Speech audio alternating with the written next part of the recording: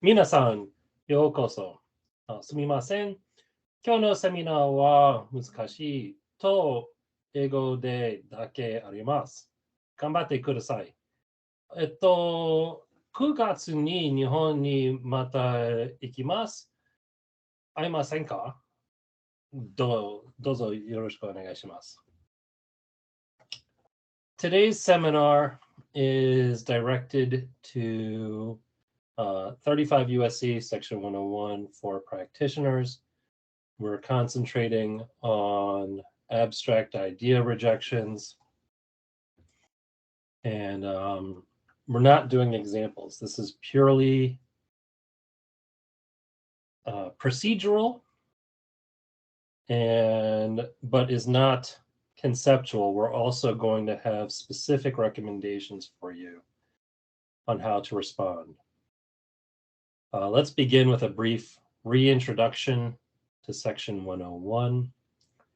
There are at least 5 other 101 rejections than a judicial exception rejection. We'll talk about these in a minute. And so to make clear, 101 does not always mean judicial exception, right? In addition, the USPTO has a unique framework for judicial exception 101 rejections. Our courts only use the Allison-Mayo test.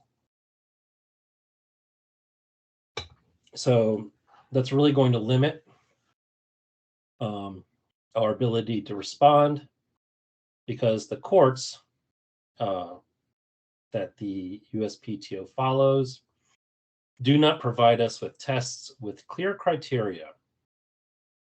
And so the MPEP uses examples instead.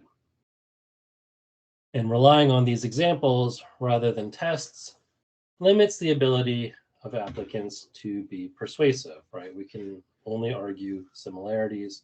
We can't say, hey, look, this, we meet the test. And while we're doing all of this, it's important to remember that this eligibility inquiry is dominated by BRI.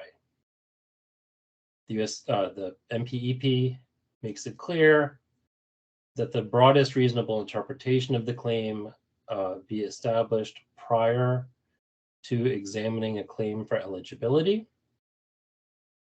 And specifically, the full scope of the claim under the broadest reasonable interpretation should be considered to determine if the claim reflects an improvement in technology. For example, the improvement described in the specification.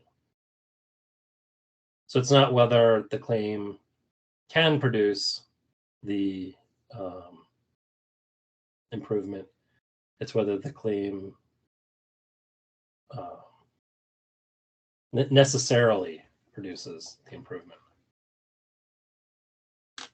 For typical non-US origin application, an eligibility rejection is more like a rejection of the claims as being too broad for the inventive concept.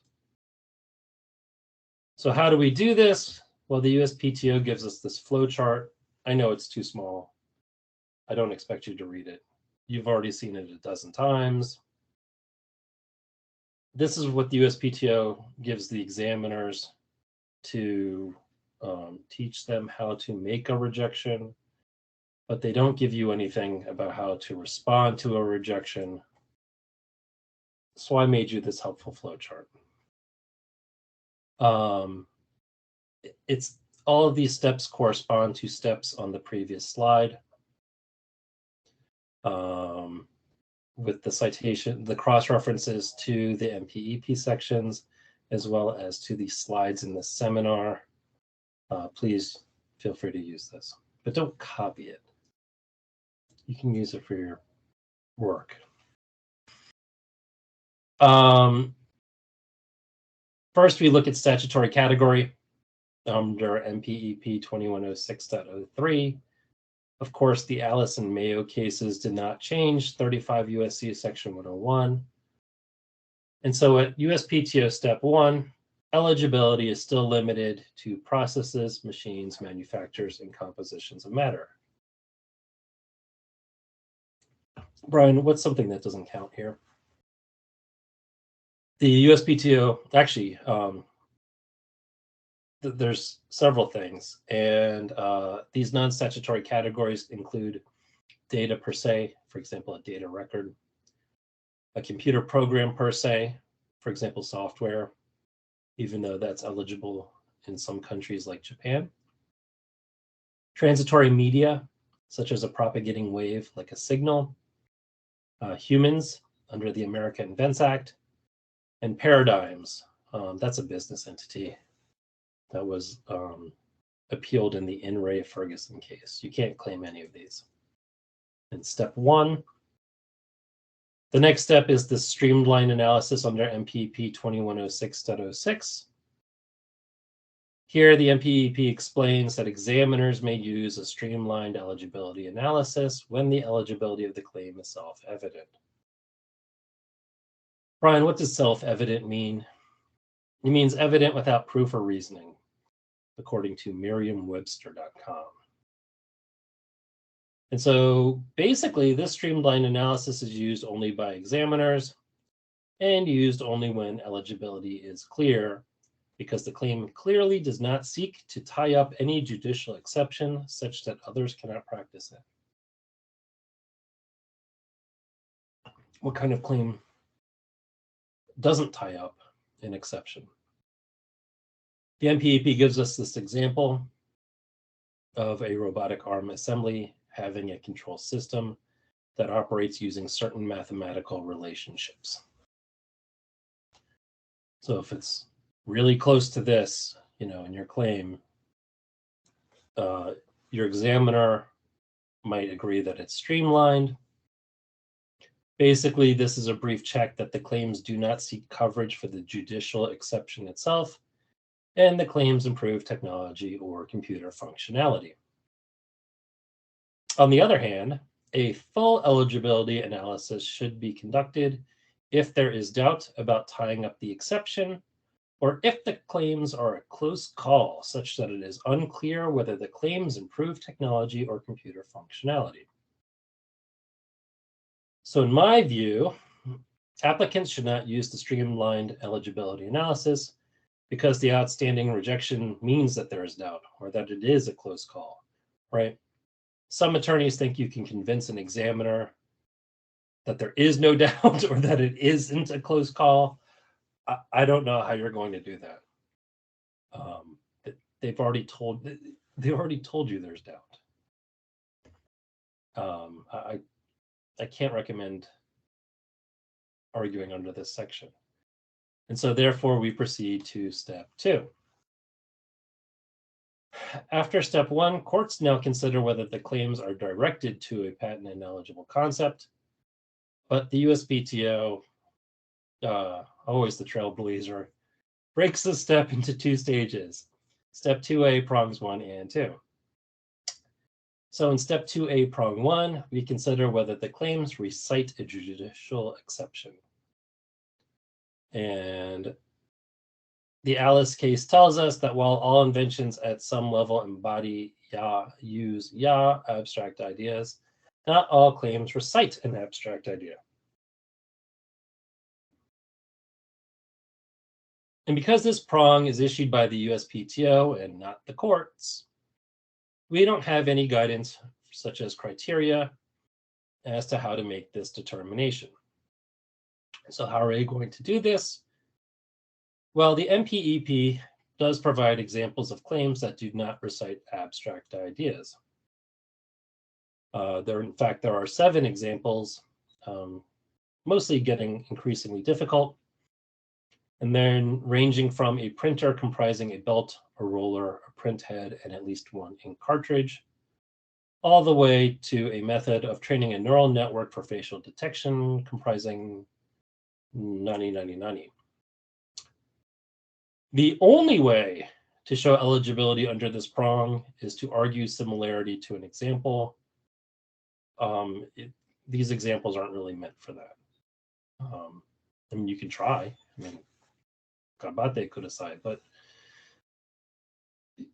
they're not well constructed so that it is easily done to make these arguments, right? It's difficult to show eligibility under this prong. And if our examiner made an eligibility rejection, then they already identified that the claim recites a judicial exception. And so our examiner is unlikely to reconsider whether the claim recites a judicial exception unless there's a significant claim amendment. Brian, what do you mean by significant? I mean much more than typical. I mean, this is going to be a really big amendment. In most cases, I don't know the facts of any particular case. I don't know who's watching this video, but this is a big amendment. There's also no test as to why the claim does not recite an abstract idea, which means we can't prove the claim does not recite an abstract idea. All we can do is contradict our examiner, which is not productive. And so we have this problem where an examiner can say every independent claim recites an abstract idea. They can. We can't stop them. They can do it every single time. I can't stress that enough.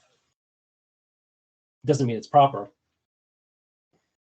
Examiners make this rejection by identifying the specific limitations in the claim under examination that the examiner believes recites an abstract idea, and determining whether the identified limitations fall within at least one of the groupings of abstract ideas listed in this MPEP section. Okay. These limitations become important in step 2A, prong 2. And because we don't really challenge that the claim recites an abstract idea, we almost inevitably proceed to step 2A, prong 2. Here we consider whether the claim as a whole integrates the judicial exception into a practical application. How do we do that? Examiners do it by identifying whether there are any additional elements recited in the claim beyond the judicial exceptions and evaluating those additional claims individually and in combination to determine whether they integrate the exception into a practical application. Okay. But we might not be able to use all of our claim limitations to show this integration, right? If there are no additional claim elements besides the judicial exception, or if the additional claim elements merely recite another judicial exception, that is insufficient to show eligibility. The additional limitations should not be evaluated in a vacuum, completely separate from the recited judicial exception, right? So we can discuss these relationships between the additional limitations in our claim and the exception identified by the examiner. And one way to demonstrate that integration is when the claimed invention improves the functioning of a computer or improves another technology or technical field. All right. The MPEP gives a bunch of advice on how to do this. The advice on this slide is not categorized as I have here in the MPEP. These are my recommendations for the viewers using the MPEP language. In my view, so the specification should be evaluated to determine if the disclosure provides sufficient details such that one of ordinary skill in the art would recognize the claimed invention as providing an improvement. This advice is best for applications with thin disclosures, right? If you don't have a lot of detail in your specification, this is what you're going to do, is you're going to make sure you're going to show the examiner that you do provide sufficient details that the skilled artisan would recognize the invention as providing an improvement. Okay, that's who this kind of portion is directed to. Other times, the claim must be evaluated to ensure that the claim itself reflects the disclosed improvement. That is, the claim includes the components or steps of the invention that provide the improvement described in the specification. Okay, this is for people who have a clear, who do have sufficient details to recognize the improvement. In my view, that's a typical Japanese application, right? They're well written. there's a lot of emphasis on the improvement. We're just trying to make sure the scope of our claim corresponds. When we do that, the claim itself does not need to explicitly recite the improvement, right? The claim doesn't have to say, thereby increasing the bandwidth of the channel. Please let me go a step further. Don't recite the improvement in your claim. That's generally a bad practice in the US.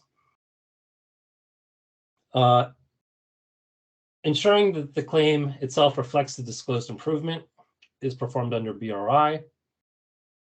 It's really important to remember. And so, this analysis does not focus on whether the claim covers the components or steps. A very broad claim covers the components, right? If we just claim an apparatus, that's every apparatus. That doesn't reflect the disclosed improvement. Instead, the analysis we perform is more about whether the claim is sufficiently limited to the components and steps that provide the improvement. Okay. It doesn't have to be just a use case that's very narrow. But, the mistake I see by a lot of applicants, especially Japanese applicants, is that the claim does provide some advantage, but under this broad interpretation, there's just too much else that's included in the claim. And so we want to kind of focus the claim more and limit the claim to the components and steps that provide that improvement. It's also important to recognize that this integration of the exception is the last time at which we can rely on well-understood routine conventional activity.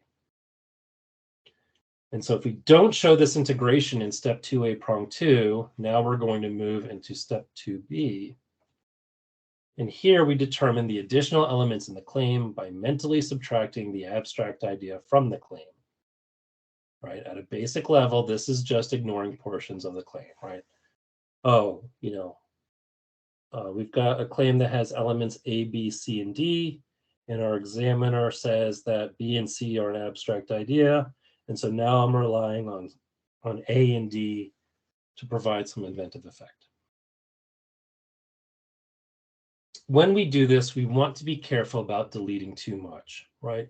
Sometimes a single word can affect the result. Brian, that sounds so strange. What do you mean? Sometimes our examiner will delete things and say, oh, it says A bandwidth. And properly considered, it should say the bandwidth. And just changing A to the could be enough to impart eligibility. And therefore, we want to be sure that we keep claimed relationships that aren't part of the abstract idea, right? We're going to need these. The problem is that this section has 5 different portions, A, B, C, D, E, and it's not clear which one we should use. Well, let's walk through these.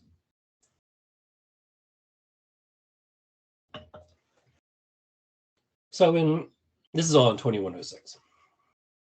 So in 05A, we consider improvements to the functioning of a computer or any other technology or technical field.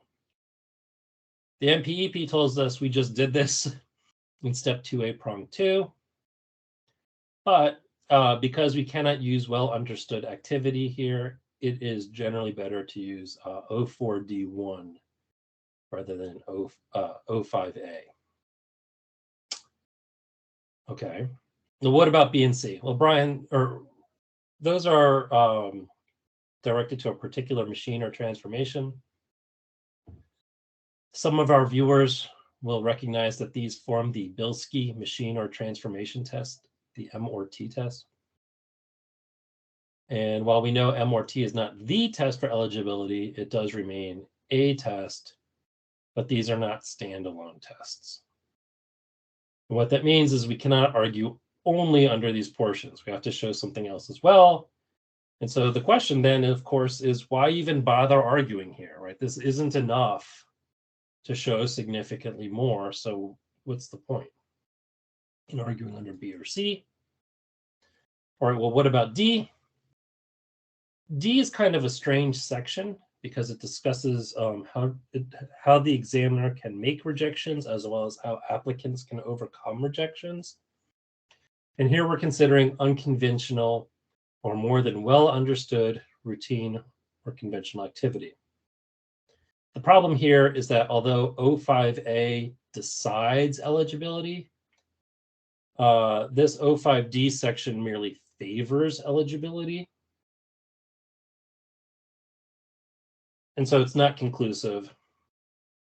And this test means we can argue the presence of additional claim elements without arguing inventiveness. That's what's going on here. This section basically favors examiners. It exists for them to effectively ignore other features in the claim beyond the abstract idea, but in favor of applicants if the elements or functions are beyond those recognized as being well understood routine conventional activity, then the elements or functions will, in most cases, amount to significantly more, but not always. And so, it might not convince your examiner. But when we receive this analysis from examiners, they can't use prior art to show well understood routine or conventional activity. And I can't be sure, but I'm pretty sure that every time an examiner has done this, that I've seen, they've relied on prior art. I don't think I've ever seen an examiner get this right. That's not how they show it. How do they show it? The MP specifies there's 4 different ways. They can rely on your specification, such as your background section or anything else that might be quote unquote applicants admitted prior art, or any statement you make during prosecution, right? If you argue that, we show, this activity is well known because, and that's why we satisfy the enablement requirement. Now your examiner can use that statement against you in your abstract idea rejection. The examiner can rely on specific court decisions, right? If your claim recites something similar or an element that's similar to something a court has said is well understood, then your examiner can rely on that. Your examiner can rely on a publication that demonstrates the well understood routine or conventional nature of the additional elements. This one's pretty interesting. It's not just the existence of these activities, but their prevalence, right? If it's just existence, that's prior art. Here we actually have to show that it's well known. Not just that some guy knew it, but that everybody knew it. But because it's not prior art, it actually doesn't have to be before your filing date. It can be a year later. And say that, hey, cell phones are this known, smartphones are this known device, and dialing people on a smartphone is a known activity. And your examiner can rely on that because it's eventually found to be routine as probably being routine before your filing date. I'm sure there's some play there, right? You couldn't use something 20 years apart, but again, it's not just the existence. This isn't a prior art rejection. It doesn't have to be prior. This 4th prong is that your examiners can use official notice here. They can just take official notice that something was well understood. And so our goal here is to show under this section that the claim includes unconventional elements that sufficiently favor eligibility. There's also this 5th portion of significantly more in part E. This is other meaningful limitations. This category is about these 2 court cases, Diamond v. Deere and Klassen immunotherapies. The story is that these 2 court cases use a different rationale than all the other cases in this MPEP section.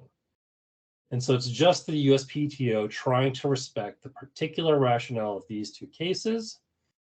And so if we're going to use this to make an argument in our 101 rejection, we need to find some specific factual similarities between our claims in these cases. Pardon me. The only unifying idea I saw between the two is that DEAR is directed to a practical application and Klassen is directed to a specific application. And maybe there's something in our claims where we talk about, how we're applying particular technologies. All right, you've been with me for like 25 minutes now. I really appreciate your time. Let's get into how do we boil this stuff down? How do practitioners really respond to a 101 rejection? I've made this hopefully very clear and easy flowchart for you. Does the claim include an inventive effect? Right? Or do we intend for it to? Do we think it does, even if our examiner disagrees? If not, we argue significantly more under 05D1. If it does include an inventive effect, then we argue integration under 04D1. And optionally, we can argue significantly more as well. That's what all this stuff basically boils down to in practice. It's basically pointless to argue there's no abstract idea. If you listen to nothing else I say, listen to this one. I see attorneys arguing this all the time. It's the Supreme Court in the Alice case told you that like every claim has an abstract idea. So it's not just me telling you it's a bad idea. It's the Supreme Court telling every attorney not to argue that there's no abstract idea.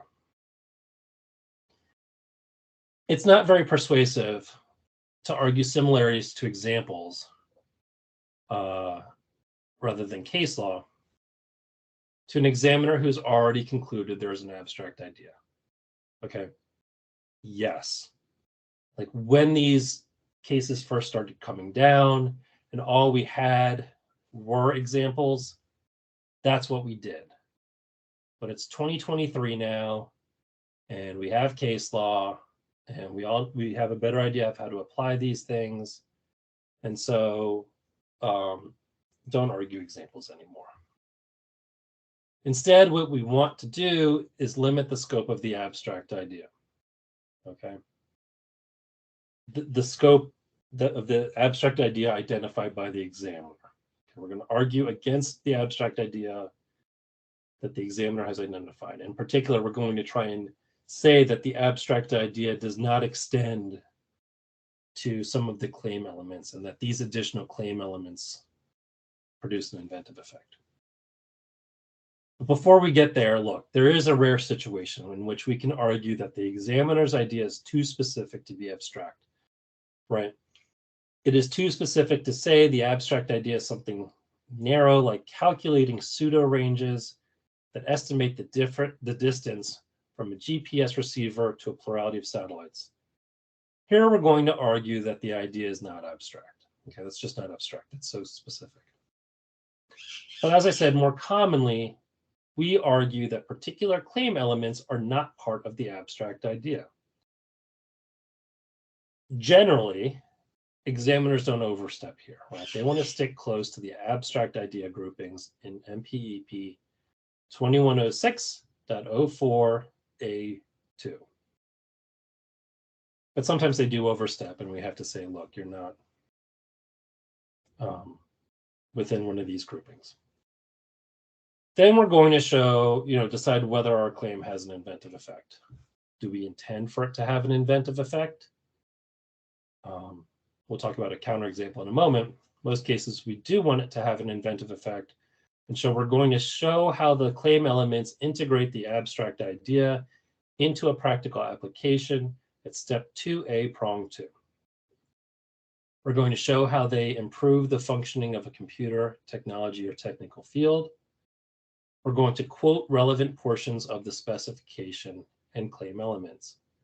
We might have light editing, but I'm not creating new arguments. I'm just saying, paragraph 37 of the specification says we achieve a higher bandwidth by analyzing the header. And then I say claim 1 recites analyzing the header. I'm quoting the claim elements. And especially on my first response, I'm probably not going to argue much. I'm just going to quote these portions and let my examiner figure it out, right? That's what examiners are looking for. They want to know what's in your claim. They want to know what your specification says. A lot of examiners don't read the specification. And so we're just highlighting by editing, not changing the meaning, but, copying and pasting the relevant portions of the claim and the specification. And they're going to check to make sure that each element, that's required to produce the advantage identified in your specification is in your claim. That's how they would evaluate your arguments anyway, right? They're not just going to believe you, they're going to check it. And that's how they check it. And then we will also point out that our arguments are presented under step 2A, prong 2. If you've watched some of my previous content, that's a change from me. I used to not identify it, but now I feel like we can have a more productive conversation with our examiner if we make it clear at which step of the flowchart we're presenting arguments. If our claim does not have an inventive effect, we want to show how our additional elements are more than what is well understood, routine, and conventional. And in this case, we're relying on 05D1. Brian, why would our claim not have an inventive effect? Well, if it's a targeted prosecution, for example, right? If we have an infringer, then we might not have the luxury of claiming our system or method or whatever at such a level of detail that our claim elements do have an inventive effect. Maybe we're deliberately keeping our claim broad. And in this case, we won't be able to present arguments that achieve an inventive effect. So instead, we're going to argue under this section. Of course, you can do it when you do have an inventive effect as well.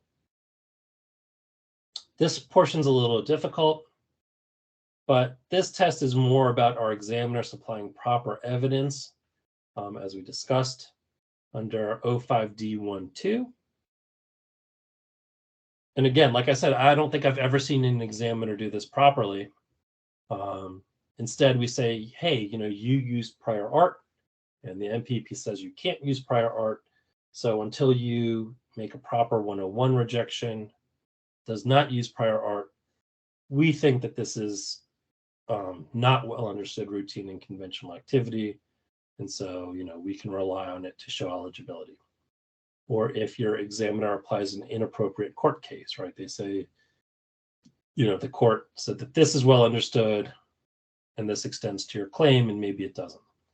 Or we challenge them for taking improper official notice, right?